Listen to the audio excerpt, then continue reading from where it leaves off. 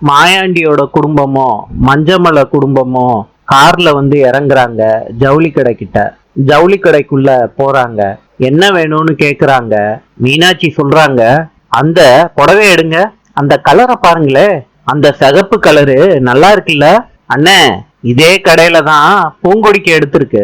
அப்படியா பேச்சு, உனக்கும் மாப்பிள்ளைக்கும் துணி எடுக்கவே இல்லையே அண்ணே, நீங்க ஏதாவது பார்த்து எடுத்து கொடுங்க அண்ணே.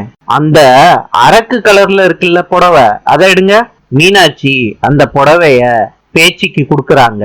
மஞ்சமலை சொல்றாரு, உனக்கு இந்த கலர் நல்லா இல்ல, அந்த கிளி பச்சை கலர்ல இருக்குல்ல சேலை, அதை எடுத்து கொடுங்க. பேச்சு அதை வச்சு பாக்குறாங்க.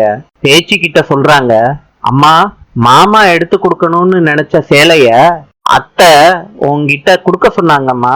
பேச்சு சந்தோஷப்படுறாங்க அந்த புடவைய பார்த்து. மீனாட்சிய பாக்குறாங்க. மீனாட்சி பேச்சிய பாக்குறாங்க.